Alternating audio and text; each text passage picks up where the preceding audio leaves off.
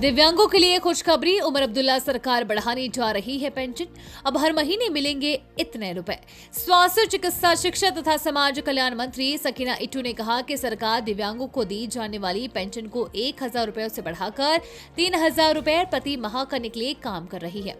इस वृद्धि से परिवारों पर वित्तीय बोझ कम होगा और उन्हें वित्तीय सहायता मिलेगी। उन्होंने कहा कि दिव्यांगों को आवश्यक संसाधन और सहायता प्रदान करने के लिए सरकार प्रतिबद्ध है ताकि वे एक स्वतंत्र, गुणवत्तापूर्ण और सम्मानजनक जीवन जी सके।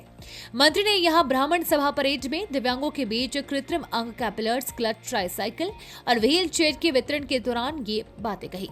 कार्यक्रम श्री आत्म वल्लभ जैन क्लिनिक जम्मू ने भगवान महावीर विकलांग सहायता समिति कोटा के सहयोग से आयोजित किया था। इसे ग्रामीण विद्युतीकरण निगम ने प्रायोजित किया। कार्यक्रम में सकीना इट्टू ने दिव्यांगों के कल्याण और उनके जीवन को सम्मानजनक बढ़ाने के लिए प्रतिबद्ध है।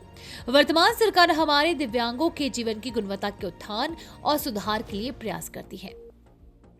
इस अवसर पर मंत्री ने समावेशी विकास के महत्व और हाशिए पर रहने वाले समुदायों, विशेषकर दिव्यांगों पर ध्यान केंद्रित करने की आवश्यकता पर भी जोर दिया।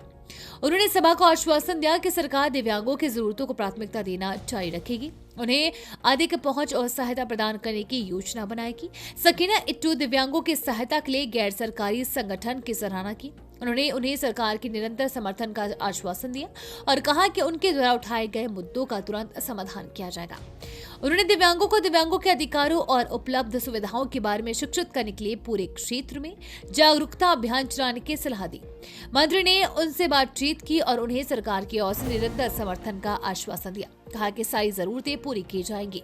श्री आत्म वल्लभ जैन क्लिनिक जम्मू के महासचिव प्रदीप जैन ने बताया कि शिविर में 429 लोगों की जांच की गई है, जबकि 123 श्रवण यंत्र मरीजों को दिए गए। इसके अलावा 104 कृत्रिम अंग, 73 कैपिलर्स, 22 कृत्रिम हाथ, 20 व्हील चेयर और 19 ट्राईसाइकिल वितरित किए गए।